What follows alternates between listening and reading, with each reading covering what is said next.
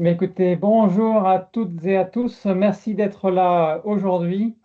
Nous avons le plaisir d'accueillir Mohamed Mesgani, qui est secrétaire général de l'UITP, euh, Union internationale des transports publics, pour échanger un peu sur la place de la mobilité, notamment automatisée, mais on pourrait être beaucoup plus large que ça, dans l'avenir des transports publics.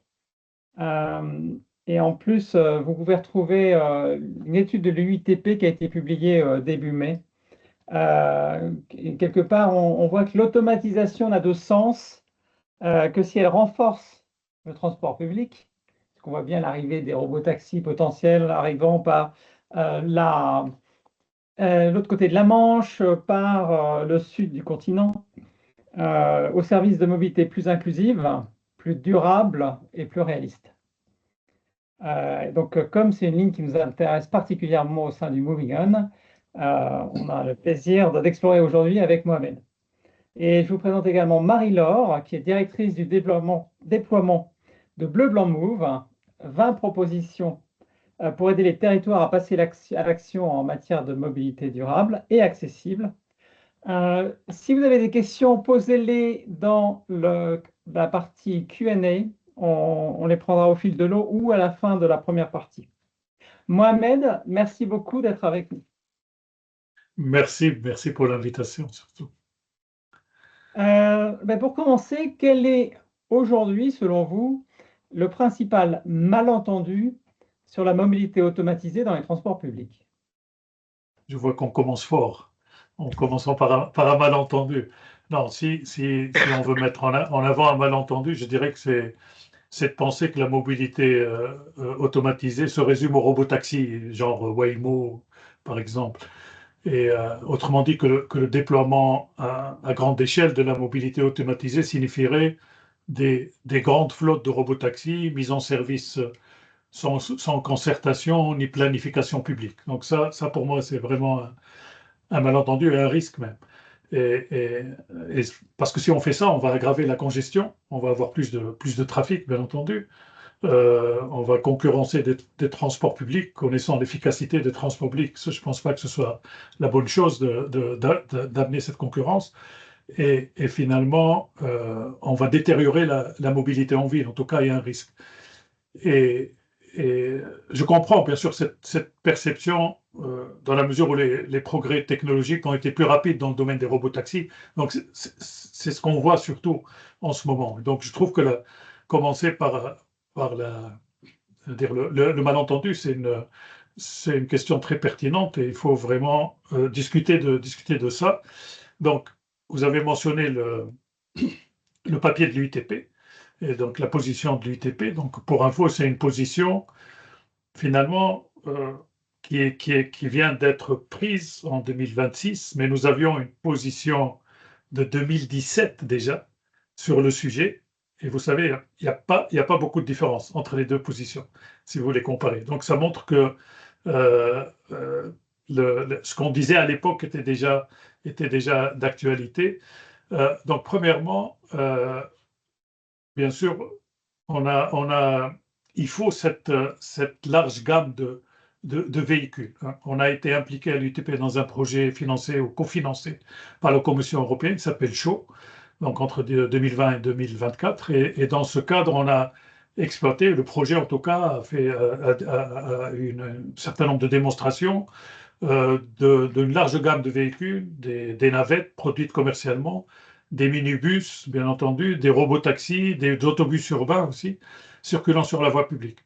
Et on voit que cette tendance se poursuit aujourd'hui à travers la diversité des projets pilotes et d'expérimentation en Europe.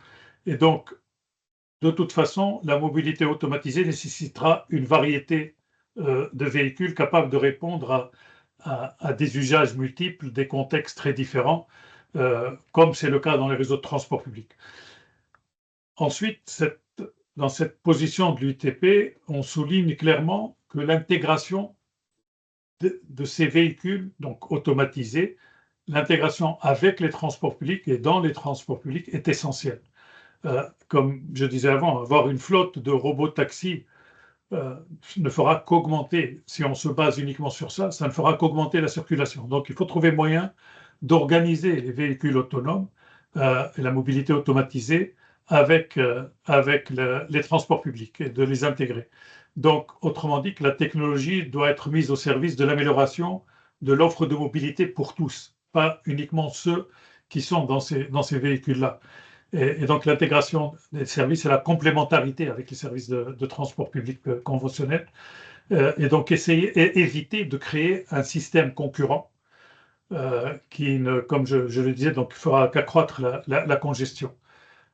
Donc avoir des services flexibles à la demande dans des zones de faible densité, par exemple, des services de nuit ou tôt le matin pour ceux qui se déplacent avant la mise en service des services de transport public, et aussi peut-être des services d'appoint quand on en a besoin, parce que le transport public ne peut pas répondre à toute la demande. Donc voilà, c'est ce malentendu-là qu'il faut éviter. Donc éviter que la mobilité automatisée ne peut se faire qu'à travers des robotaxis.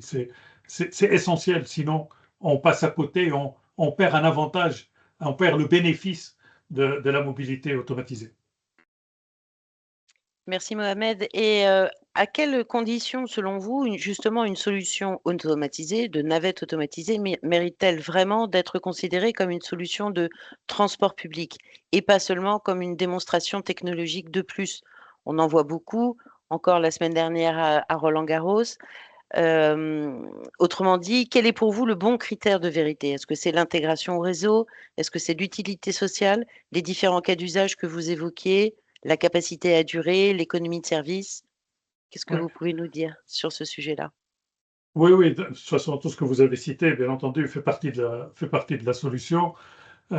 Mais c'est important de prendre conscience qu'il n'existe pas de solution de service unique applicable partout. Donc vraiment, on voit par exemple quand on voit ce qui se passe auprès des adhérents de l'UITP, il y en a qui envisagent des flottes d'autobus urbains de grande capacité, d'autres qui considèrent que des véhicules plus petits offrant des services à la demande constituent la meilleure réponse à leurs besoins. Donc, ce qui est important dans tout ça, ce qui est même essentiel, c'est le service, en fait. C'est vraiment, mais la forme, bien sûr, peut changer en fonction des contextes. Donc, il faut se poser des questions importantes. Par exemple, est-ce que le service que je vais développer, est-ce qu'il va favoriser un report modal de la voiture individuelle vers les transports publics, vers les mobilités partagées, vers les modes actifs? Est-ce qu'il est conçu pour améliorer l'ensemble du système de mobilité du territoire concerné, pas uniquement pour une catégorie d'utilisateurs? Est-ce qu'il apporte des bénéfices à l'échelle du système dans son ensemble? Et plus fondamentalement, est-ce que l'introduction d'un nouveau service doit être encadrée et pilotée de manière à générer des bénéfices pour l'ensemble de la société? Il faut penser en termes d'accessibilité, d'inclusion sociale, de sécurité, d'efficacité des déplacements. Donc, c'est avoir cette approche, disons, globale est très importante. Après, bien sûr, les modalités pour la mise en place vont varier selon les réalités locales. C'est comme tout système qui vise à améliorer la mobilité dans une ville. Les objectifs sont les mêmes pour tous, mais après, la manière de le mettre en place, ça va varier en fonction des réalités locales. Mais ça suppose de toute façon, dans tous les cas, l'implication active des autorités organisatrices, des planificateurs, des opérateurs, des autres parties prenantes. Ça ne peut pas être une initiative individuelle qui est prise par un opérateur de gestion ou un gestionnaire de flotte sans intégration dans le système de mobilité de la ville en question. Alors, il y a Laurent qui évoque l'annonce aujourd'hui de 18 pays européens qui s'engagent pour des tests transfrontaliers. Mais plus globalement, est-ce qu'on n'est pas quelque part en retard ou est-ce qu'il n'y a pas des goulots d'étranglement pour passer du pilote au déploiement à grande échelle, la technologie, la réglementation, le financement, l'organisation, l'acceptabilité? Effectivement, mais on n'a pas qu'un seul de goulot d'étranglement, à mon avis. Et je pense qu'il n'y en a pas un qui soit plus important que les autres. Et c'est ça qui fait que le système est complexe. Parce qu'il n'y avait qu'un seul problème, on s'attellerait à le résoudre. Et d'ailleurs, dans la position de l'UTP, on met en évidence plusieurs défis importants. Et volontairement, on n'a pas cherché à les hiérarchiser. Par exemple, et bien entendu, l'accès à une technologie de niveau 4 mature est disponible. Donc vraiment, l'automatisation totale, donc qui soit disponible, qui soit disponible commercialement. Donc cet accès à ces technologies est essentiel. Donc on commence à voir cette technologie émerger en Europe, alors qu'elle est déjà plus avancée, bien sûr, aux États-Unis ou en Chine, par exemple. Après, des efforts restent nécessaires néanmoins pour intégrer ces technologies dans des véhicules conçus pour les transports publics. Hein. Comme on l'a dit, il ne s'agit pas uniquement des robotaxis. Donc, il est important d'intégrer ces technologies dans les véhicules pour le transport public, qu'il s'agisse par exemple de navettes, mais aussi d'autobus de capacité moyenne ou de capacité élevée. Donc, il y a une réelle demande pour ce type de véhicule. Mais après, disposer de la technologie ne suffit pas, parce qu'elle n'a de valeur que si nous sommes capables de la déployer efficacement sur le terrain. Si ça se fait dans certains pays et pas dans d'autres, ça veut dire qu'il y a peut-être dans les autres pays, certaines conditions ne sont pas réunies. Par exemple, les mécanismes de financement de cette mobilité automatisée. Donc, c'est vrai que les coûts de technologie diminuent, et en général, on s'attend à ce que cette tendance se poursuive, mais quand même, c'est une technologie coûteuse, donc il est indispensable de permettre au secteur du transport public d'y accéder. Là, bien sûr, les projets pilotes peuvent aider, ils sont financés par la Commission européenne notamment, mais ils sont financés à court terme, c'est des projets sur 2, 3, 4 ans, 5 ans maximum.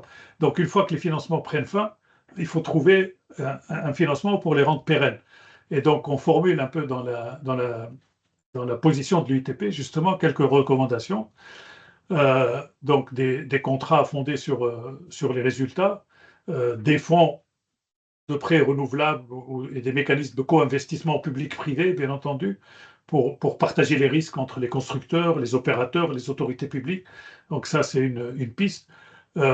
Encore, par exemple, l'adoption de normes communes, la mutualisation des commandes, faire des commandes groupées, par exemple, pour créer une demande de marché suffisante pour stimuler l'investissement, pour réduire les coûts, donc l'économie d'échelle, bien entendu, mais aussi peut-être une plus grande flexibilité des autorités organisatrices dans l'achat de ces services d'opération et l'achat d'opérations intégrées. Donc une plus grande souplesse pour les opérateurs, pour qu'ils puissent développer des partenariats et aussi pour qu'ils puissent mettre en place des modèles économiques avec l'industrie. Donc, que les autorités organisées soient un peu plus ouvertes, par exemple, à l'esprit d'entrepreneuriat de certains opérateurs. Donc, la technologie, le financement, mais aussi la réglementation.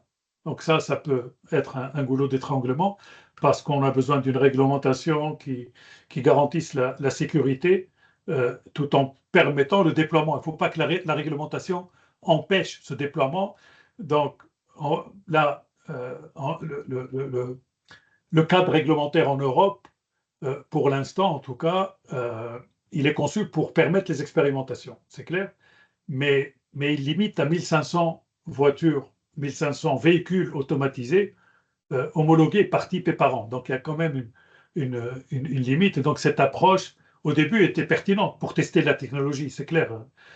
Mais elle devient un frein lorsqu'il s'agit de passer à une échelle d'industrialisation, oui, si on veut déployer à grande échelle. Et donc l'un des enjeux actuels est de faire évoluer la réglementation pour créer un véritable marché européen de la mobilité automatisée.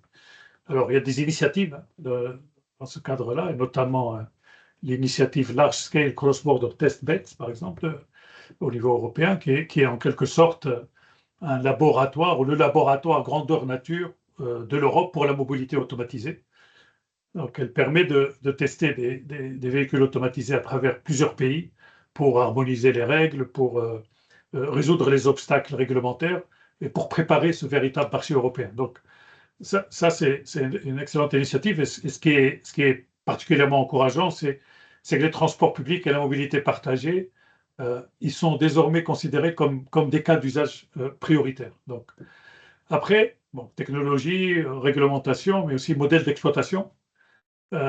Donc, il faut trouver les bons modèles d'exploitation, bien sûr, pour que pour qu'on trouve une manière d'exploiter au bénéfice de tous. Donc, et notamment si on veut déployer à grande échelle, et que c'est différent des expérimentations. Quand on réfléchit à grande échelle, bien entendu, on est dans une logique différente. Donc, il faudra mettre en place des protocoles de supervision et d'exploitation à distance capables de fonctionner à grande échelle. Donc, c'est une des complexités.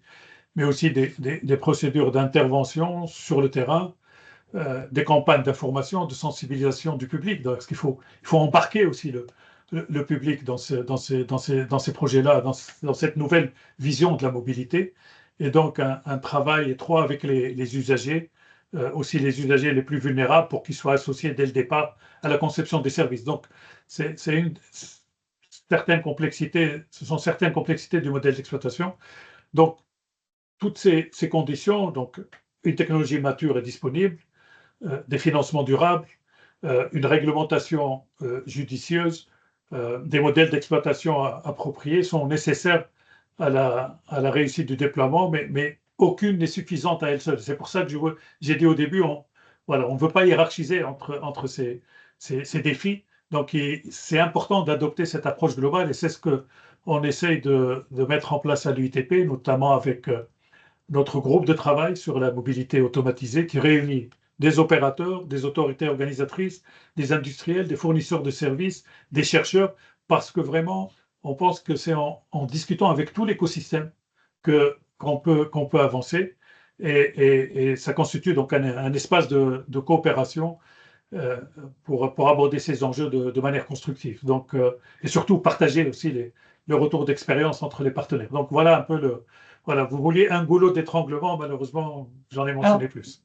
Je vais rebondir parce que on a eu la chance avec la communauté pour l'impact véhicule automatisé de Movigan, parce qu'il y a plusieurs, il y a aussi le STPA, il y a plusieurs acteurs qui travaillent sur ces sujets-là. On a eu la chance d'expérimenter les navettes Renault WeRide à Roland-Garros, même si c'est hyper urbain, et alors qu'on est plutôt rural ou périurbain, mais c'est pas grave. Moi, ce qui me marque, c'est par rapport à ce que vous dites, c'est que pour l'avoir fait plusieurs fois, quand on avait dans le groupe des personnes qui l'avaient jamais fait, et s'est dit, oh là là, j'ai peur, mais la deuxième fois, il nous disait, bah, finalement, j'étais sur mon smartphone, c'était déjà presque dans le naturel. C'est un peu les questions qui peuvent se poser. Est-ce qu'on affiche ou pas la vidéo qui montre ce que voit la machine? Est-ce qu'elle identifie ou pas des piétons, des véhicules? Ou bien au contraire, se dire finalement, ça va être intéressant une fois, deux fois, mais après, on n'y pense plus. J'ai vu aussi une famille qui était intéressée à y retourner, une autre, notamment des personnes, un autre qui était au niveau de la porte P5, qui est délicate à franchir, et elle disait, bon, enfin, elle était là en train de faire ces choses, et ça devenait très rapidement naturel. C'est c'est une des choses qui m'interpelle. La souplesse aussi, parce que ces navettes conduisent mieux que moi, shame on me. Elles sont plus sûres, quelque part, elles auraient le permis. Et vous parliez du financement, il y a Santander qui annonce 1 milliard d'euros. Il y a Uber qui s'associe, donc on peut imaginer qu'il y a des acteurs, pas forcément européens, qui vont chercher à prendre la place. Mais en revanche, il y a peut-être quand même de la place aujourd'hui pour des acteurs européens, notamment des opérateurs de mobilité. On a eu la chance en France d'avoir Keolis, Transdev, RATP, Betty pour ça. Donc finalement, effectivement, c'est tout cet écosystème et qu'il n'y a pas une seule, il y a un levier à activer. Ils sont tous à regarder. Voilà. Donc, et effectivement, par rapport à ce que dit Laurent dans le chat, on a un cas marginal. Aujourd'hui, on a des acteurs français qui ne sont pas forcément les plus avancés, même s'ils y travaillent. Mais je crois que ça serait dommage de prendre une brique que si finalement on l'a pas chez nous, donc on fait plus rien. Au contraire, c'est comment ce que vous dites, travailler l'articulation pour que son réseau soit robuste. Et un autre point qui me marque, c'est que, mais ça c'est il y a très longtemps, Google avait essayé de venir en France faire de l'assurance et était reparti.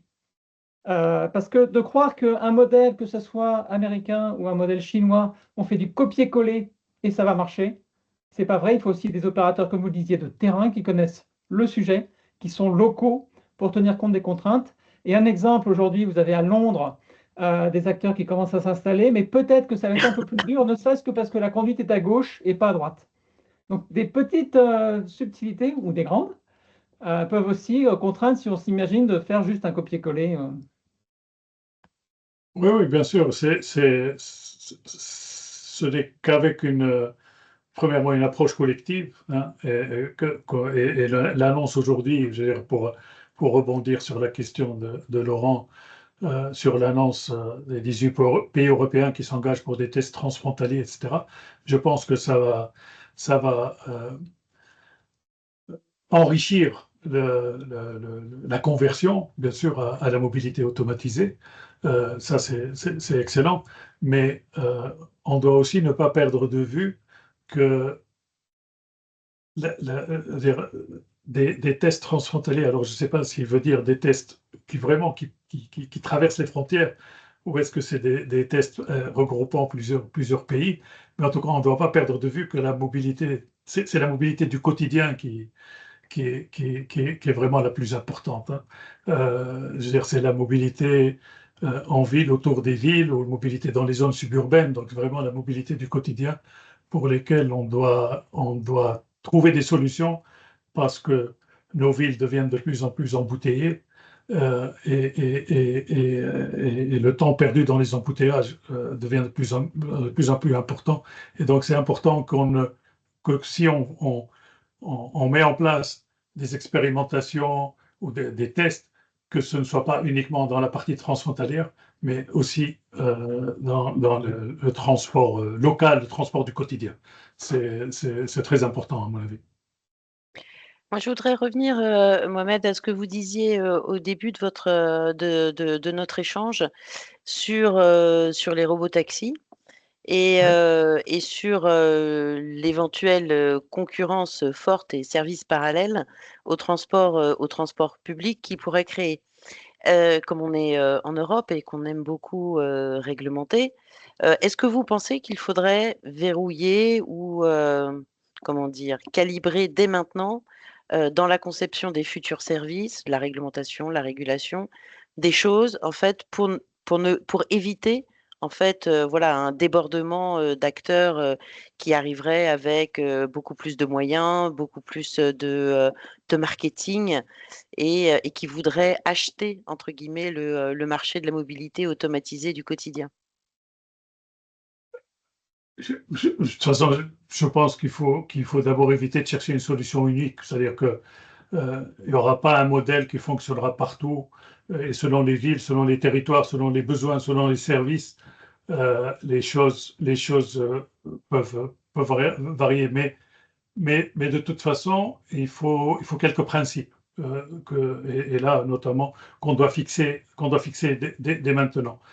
Et je pense que le premier, et peut-être le plus important d'ailleurs, c'est l'intégration au réseau de transport public. Et vous allez m'entendre dire ça plusieurs fois, à mon avis, parce que c'est-à-dire, selon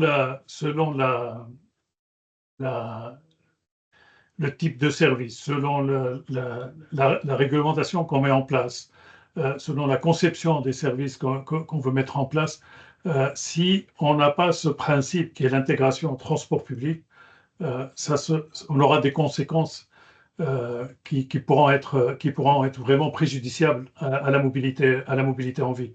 Donc, les véhicules automatisés ne doivent pas fonctionner à côté des réseaux existants, mais les renforcer, les compléter, euh, offrir des solutions complémentaires. Et donc, euh, pour ça, ça peut passer par des appels d'offres des autorités organisatrices, des mécanismes de soutien aux opérateurs ou encore par des règles garantissant la complémentarité avec les réseaux de transport public. Par exemple, on peut imaginer des exigences concernant la desserte des pôles d'échange, la couverture des zones peu denses, par exemple, donc, les horaires de faible fréquentation ou encore certaines conditions tarifaires. Donc, là où peut-être le système de transport public conventionnel est le moins performant. Hein. Donc, mettre la technologie au service du système de mobilité dans son ensemble. Le deuxième aspect, c'est l'accessibilité. Donc, ces nouveaux services doivent être conçus pour tous. Ça, c'est important, c'est essentiel. Il faut donc intégrer dès le départ des exigences fortes en matière d'inclusion, par exemple pour que les personnes âgées, les personnes en situation de handicap, les publics les plus vulnérables puissent en bénéficier. Mais également, et je me souviens lors d'une conférence, c'était déjà il y a 4 ans, c'était même avant le Covid, où j'étais dans un panel avec le président de l'Association mondiale des aveugles et non-voyants. Et il me disait, les véhicules autonomes, c'est une opportunité extraordinaire, parce qu'on pourra être dans un véhicule sans forcément être accompagné par quelqu'un qui doit nous conduire. Et donc, voilà, et donc intégrer cette accessibilité pour des personnes aveugles ou malvoyantes, ça peut, voilà, c'est rendre ce système plus inclusif. Et donc, cette accessibilité est importante. Donc, mais également l'accessibilité comme je disais, donc des zones peu denses où la demande est basse. Et troisième point, c'est l'intégration numérique. Donc, si nous voulons offrir une expérience fluide aux usagers, il faut bien sûr faciliter l'intermodalité grâce à des outils communs. Donc, tout ce qui est information, voyageurs, réservation, paiement, billettique intégrée, etc. Donc, il faut que ce soit des outils communs aux véhicules automatisés, mais à l'ensemble du système de transport public. Et enfin, il y a un aspect qui est essentiel, c'est l'adhésion du public, donc l'acceptation de ces technologies, parce qu'elles ne se décrètent pas. Donc, il y a une méfiance, il y a une peur pour certains, et donc elle se construit par le dialogue, par la transparence, par l'implication, notamment ces opérations pilotes et tout.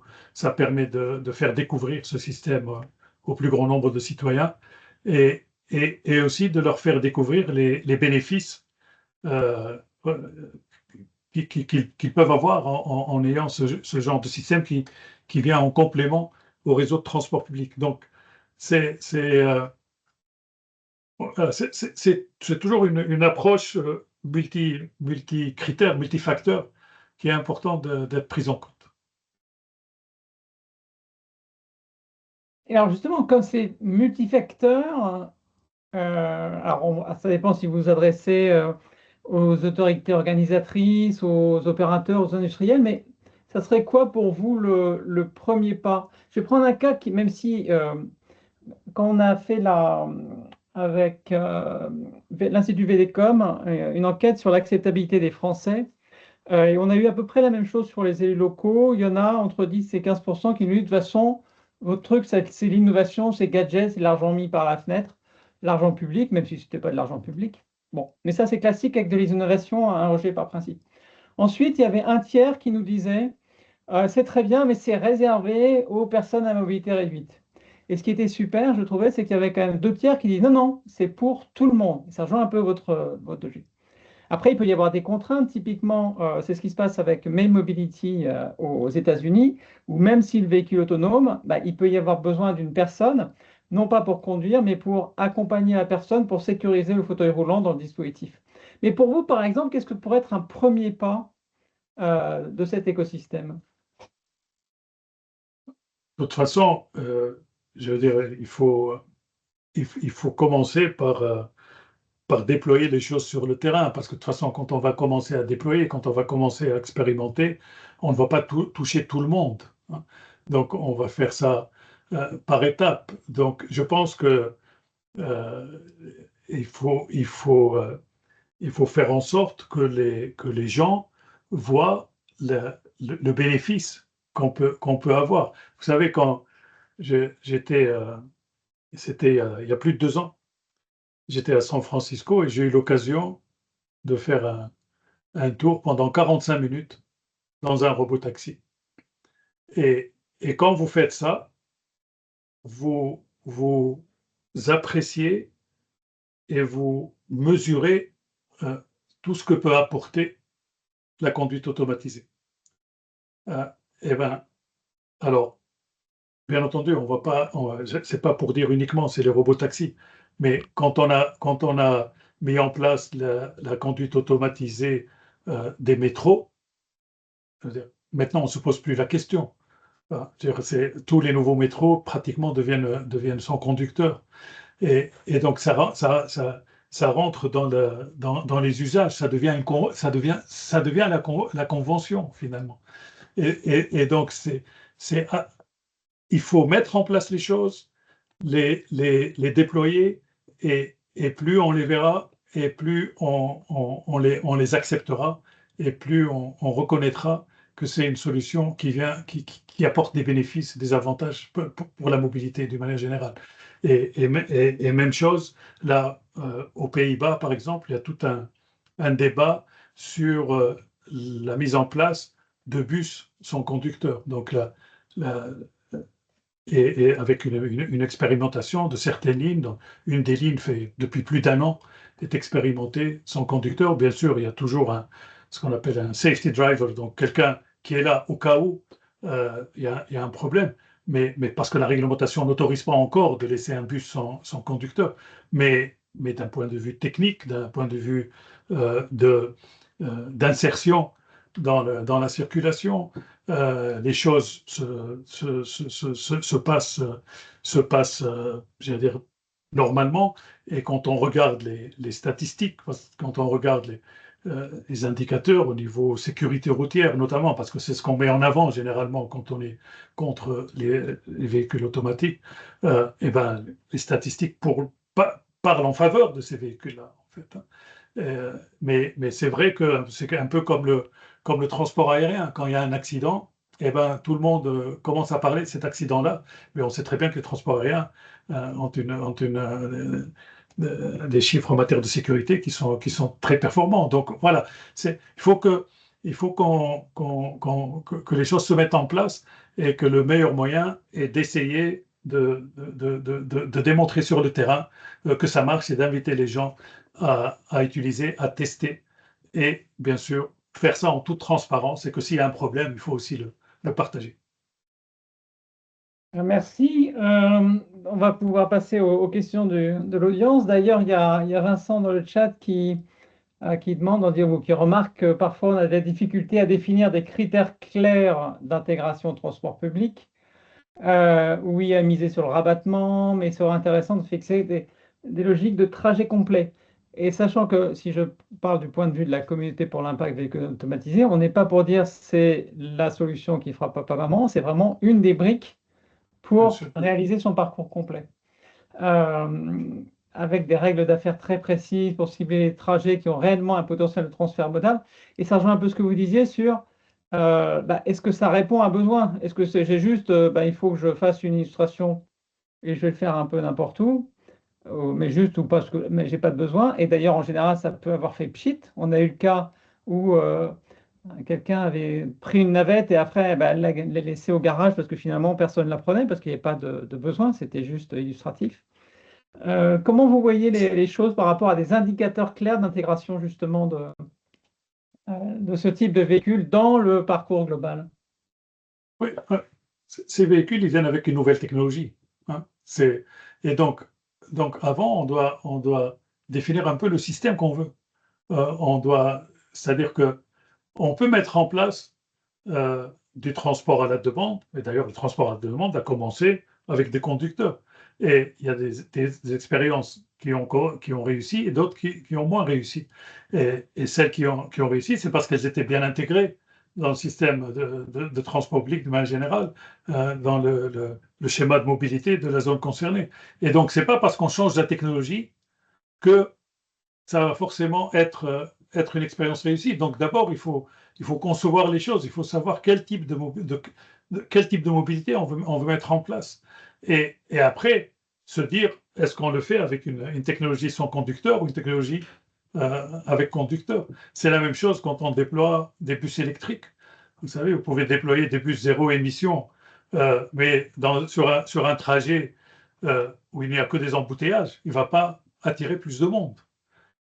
Alors que si vous déployez un bus diesel sur un trajet en site propre, hein, qui aura une vitesse commerciale plus élevée, il sera sans doute plus performant.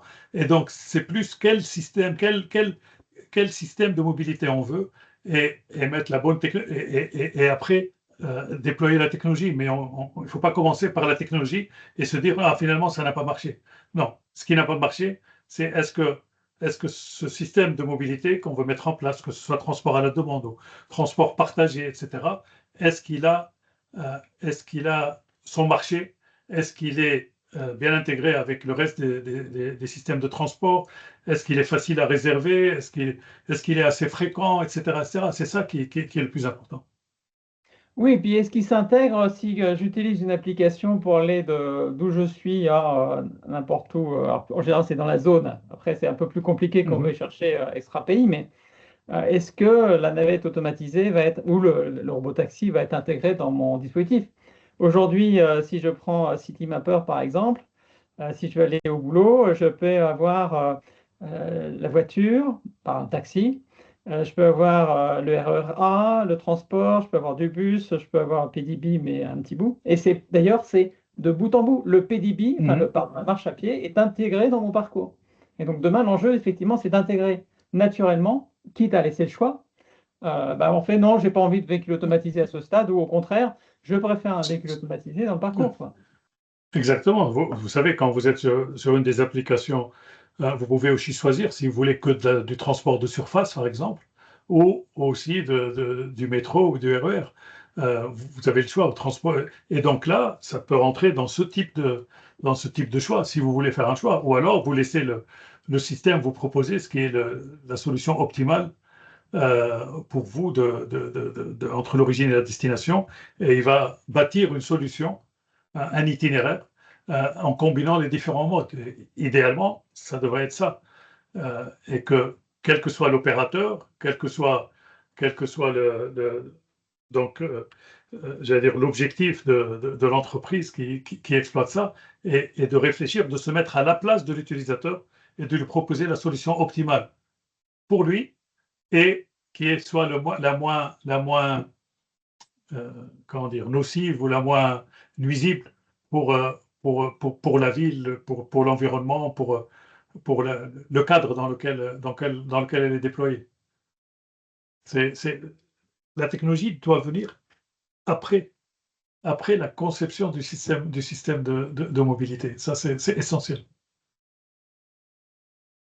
Alors, j'anticipe un peu parce qu'on va avoir la chance dans 10 jours avec le prochain Moving Insights d'aborder une question sur la mobilité autonome. Est-ce que les acteurs sont prêts? Avec Henriette Cornet qui est CEO d'Urban Innovate et François Ramon qui travaille sur le sujet côté SNCF. Mais de votre point de vue, est-ce que les différents acteurs sont prêts aujourd'hui pour mettre en place ce type de dispositif? Je pense que j'ai mentionné tout à l'heure un peu les goulots d'étranglement, hein. Je pense que c'est ça. Les acteurs sont toujours prêts à adopter des nouvelles solutions, des nouvelles technologies, de nouvelles manières de déployer l'offre de transport à partir du moment où il y a une offre, bien sûr, qui puisse leur offrir le choix, à partir du moment où il y a un cadre réglementaire qui accompagne ça, à partir du moment où il y a un, un financement qui puisse les aider. Bien entendu, ce qu'on voit actuellement, on voit bien entendu des opérateurs ou des autorités organisatrices qui mettent en place certains projets pilotes qui sont généralement cofinancés soit par l'Union européenne, ou soit par les différents gouvernements. Mais pour passer à une échelle industrielle, il faut accompagner tout ça. On ne peut pas juste, après quelques tests ou quelques opérations de démonstration, compter sur l'opérateur en question, l'autorité en question, pour qu'elle déploie ces systèmes-là de manière spontanée. Même un réseau de transport public conventionnel nécessite des financements. De toute façon, il n'est pas financé en fonds propres par l'autorité en question, ou encore moins par les opérateurs. Donc c'est important qu'il y ait un accompagnement de ces acteurs-là pour qu'ils soient prêts. Mais en tout cas, je peux vous affirmer qu'au niveau UTP, nous avons des adhérents dans plus de 100 pays. C'est un sujet qui les intéresse, qui les préoccupe, pour lequel ils s'investissent pour en savoir plus, qui essaient d'apprendre des autres, qu'on organise des voyages, des formations sur le sujet, plus de notre groupe de travail. Donc voilà, il y a une attente, mais il y a un travail qui doit être fait au niveau de l'Union européenne, au niveau des États, pour rendre les choses faisables. Ça, c'est évident.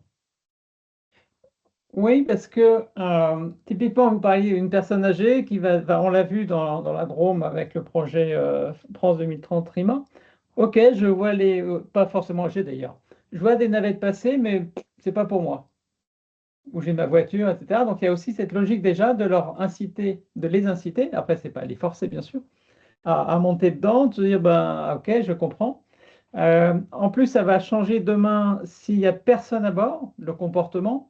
On le voyait avec Renault WeRide, finalement, les véhicules ne sont pas forcément attentifs, mais des fois, les motos le sont un peu plus ou les taxis, mais ils s'aperçoivent que finalement, l'opérateur de sécurité à bord ne met pas les mains sur le volant, ils sont un peu surpris, mais ça peut être aussi parfois un peu apaisant.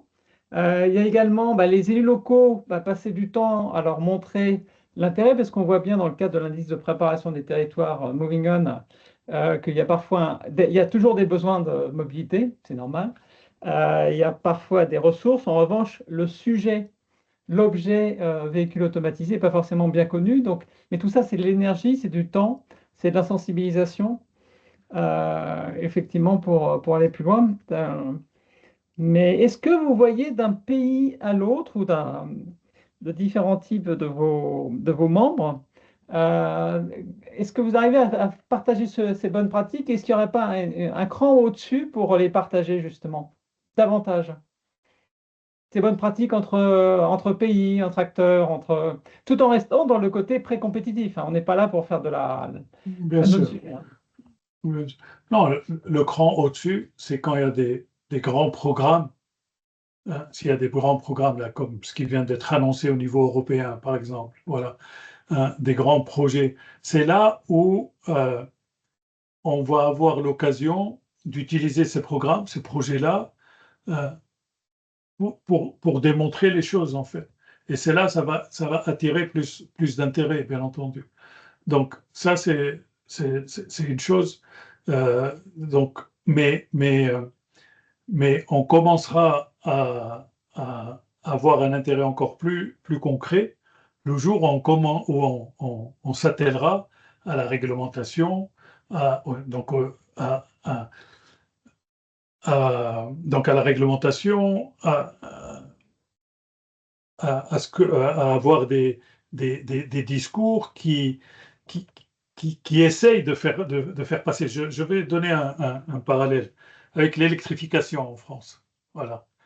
Où on a, c'est même au niveau de la présidence de la République où on a lancé ce programme d'électrification qui est repris par le gouvernement, bien entendu, pour aider les gens à acquérir des voitures électriques, etc., etc. Eh bien, il faudrait la même chose, pas pour acquérir des véhicules autonomes, bien entendu, mais la même chose pour encourager les entreprises de transport public, les autorités organisatrices, etc., l'industrie européenne à investir et à s'investir dans parce qu'il y a un soutien. Mais justement, parce qu'en milieu rural, aujourd'hui, on voit bien que si vous avez des véhicules ou robotaxis, bien sûr des navettes robotaxis, ils sont plutôt électriques, donc besoin de se recharger. Or, malheureusement, parfois, il peut y avoir des zones où il n'y a pas assez de bornes. Et donc, on pourrait aussi combiner les deux en disant, voilà, je suis un territoire, et je suis en train, avec ce plan, de renforcer mon électrification. Ben justement, profitons-en pour voir s'il n'y a pas, alors encore s'il n'y a pas de besoin, ce n'est pas l'objectif de le plaquer pour plaquer, mais des dispositifs automatisés qui, justement, en parallèle, en synergie, pour Bien bénéficier, sûr. plutôt que d'avoir un territoire dans son coin qui fait des navettes sans électricité et de l'autre qui fait de l'électricité sans navette. Bien Donc il y a peut-être entendu, aussi mais cette coordination plus globale, quoi. la coordination est toujours salutaire. Le problème, c'est d'amener des autorités avec des compétences différentes, à des niveaux différents, de parler ensemble, de dialoguer et de se dire, travaillons ensemble. Vous savez, c'est les millefeuilles administratifs et le travail en silo, je veux dire, c'est pas quelque chose qui date d'aujourd'hui. Et donc, il faut justement lutter contre ça. Et le transport public et la mobilité est est le secteur idéal pour oui, éviter cette fragmentation, justement, des initiatives et des projets. C'est évident, c'est évident. Si on Alors, se met à la place, oh, pardon, juste une pardon, dernière phrase, si on se met à la place, si on regarde les problèmes en se mettant à la place du citoyen, à la place du voyageur, et ne pas les regarder en se mettant dans le contexte de son administration ou de son ministère ou de l'organe dans lequel on travaille. Toujours se mettre à la place de l'utilisateur. Marie-Laure, je vous en prie. oui, oui, je voulais revenir en fait sur ce qu'évoquait Nicolas et l'indice de préparation et des acteurs et des communes en particulier. Parce qu'en en fait, il y a une sorte de paradoxe, c'est que celles qui connaissent le mieux les territoires et donc les besoins des habitants, c'est la maille communale. Hmm. Ceux qui décident ou qui financent aujourd'hui, c'est les autorités organisatrices des mobilités. Et moi, ayant été élue en Île-de-France, une très grosse AOM, hein, c'est Île-de-France Mobilité. Et donc, il y a un monde, en fait, entre ces acteurs du millefeuille. Après, il y a le département parce qu'on est sur un axe départemental. Enfin bon, tous les acteurs vont se retrouver là. Et du point de vue, justement, de l'habitant, il y a une vraie, comment dire, incompréhension sur le fait que les choses n'avancent pas plus vite. Donc, est-ce que l'UITP pourrait aider justement en fait à aligner plus vite tous ces acteurs du millefeuille en les informant mieux, en leur proposant peut-être voilà, des gammes, je dirais, d'applications de mobilité automatisée pour que ça aille plus vite? Oui, alors l'UITP, premièrement, l'UITP est une association mondiale, donc nous, Oui, notre rôle, ce n'est pas d'intervenir dans les différents pays, hein, c'est de sensibiliser au niveau international, c'est de favoriser un partage d'expériences, partage de connaissances, c'est de dire, voilà, faites attention à ceci, voilà ce qui marche pas, voilà. Et après, euh, je suis sûr que au niveau français, que ce soit du TPF, le GART, donc les associations qui regroupe les différents intervenants du transport public et de la mobilité. Je suis sûr qu'elle joue ce rôle-là pour justement faire prendre conscience et au sein de MOPCO, donc qui démarre demain, vous allez sans doute vous rendre compte de ça. Donc c'est notre rôle, que ce soit nous au niveau international, l'UTPF, le GART au niveau français, mais on ne peut que faire prendre conscience, on ne peut qu'attirer l'attention, on ne peut que partager des expériences, des bonnes pratiques. Après, il y a des décideurs qui doivent prendre des décisions pour favoriser telle ou telle manière de travailler, pour favoriser la synergie entre les différentes autorités, entre les différents niveaux d'administration. Et ça, malheureusement, les associations ne peuvent pas le faire elles-mêmes. Il faut que les gouvernements s'approprient cette question-là. Ce qu'on peut faire, nous, c'est aider, c'est expliquer, c'est attirer l'attention, mais ce n'est pas aux associations de prendre les décisions, malheureusement. non, non, c'est Sinon, sûr. le monde serait différent.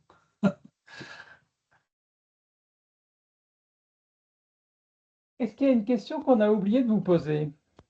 Oh, il y a sans doute beaucoup de questions, mais je pense qu'on a fait le tour de la question. Euh, et Et oui, alors, je, oui, oui, je vais oui, profiter parce qu'à ce moment-là, au-delà des véhicules automatisés, vous allez dans le chat des éléments, vous êtes les bienvenus tous, toutes et tous, à partir de demain jusqu'à jeudi 11 à Mopco sur le stand Moving On. Et puis, je vous mets des éléments sur le webinaire jeudi prochain, jeudi 18. Mais est-ce que, au-delà de la mobilité automatisée, si on remonte d'un cran au niveau de l'UITP, qu'est-ce que vous voyez comme tendance de fond ou comme point à craquer ou autre? non. La tendance de fond, en ce moment, je veux dire, ou disons, le défi principal, c'est le financement. Ça, je veux dire, on le ressent encore plus que pendant le Covid, j'allais dire, ou qu'au sortir du Covid, hein.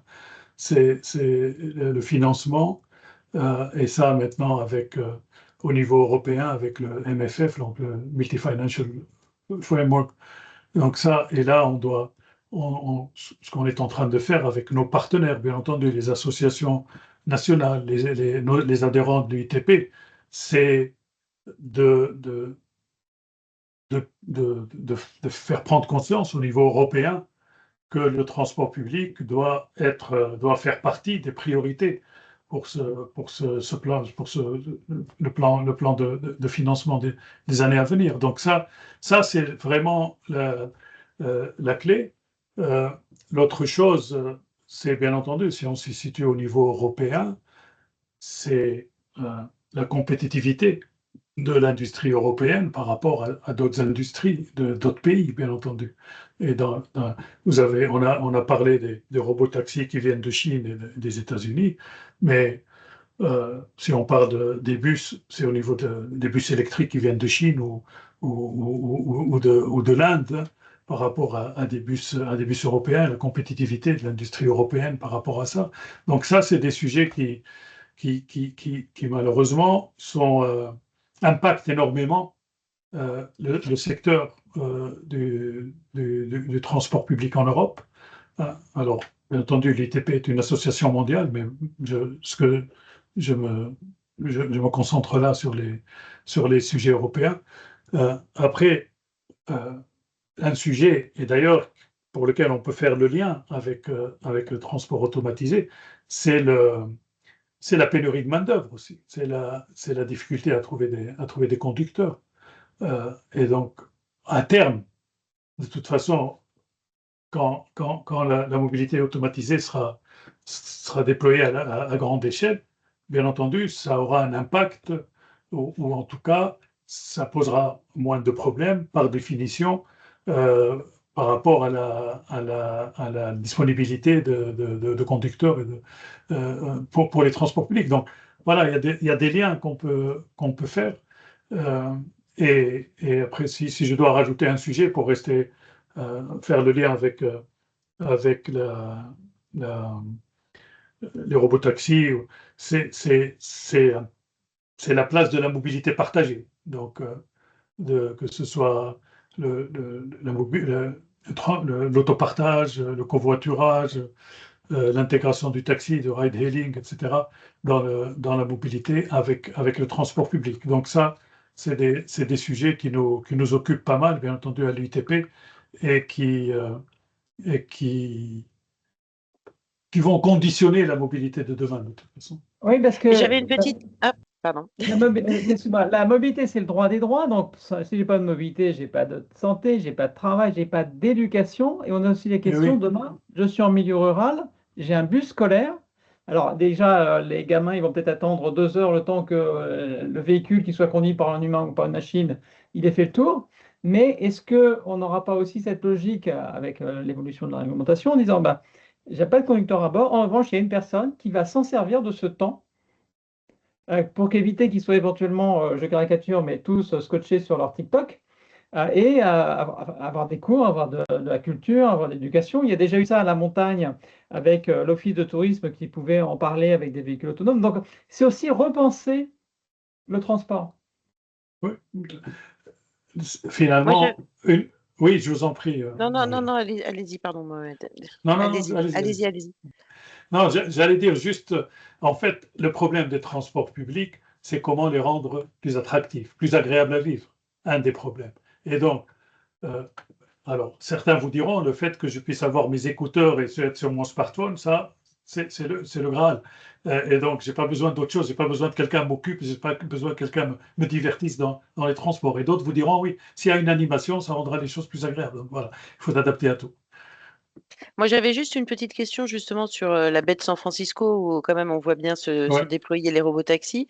Est-ce qu'aujourd'hui, en fait, parmi vos adhérents, vous notez un impact ou pas de l'arrivée de ces robotaxis sur les transports publics, concrètement? Ou pour le Alors, moment, oui et sont deux non. mondes qui continuent à vivre de manière séparée? Ouais. Alors, je sais je ne sais pas si elle est encore en ligne. Non, elle n'est plus. Henriette, si, elle est encore là. Peut-être qu'Henriette peut répondre à cette question, parce que elle a très bien étudié ce sujet-là. Henriette, est-ce que tu nous entends? Non, elle nous entend peut-être pas. Ah, si, si, elle est là. Ah, voilà. Oui, bonjour, bonjour à tous. Merci Mohamed, c'est gentil de m'inclure à la discussion.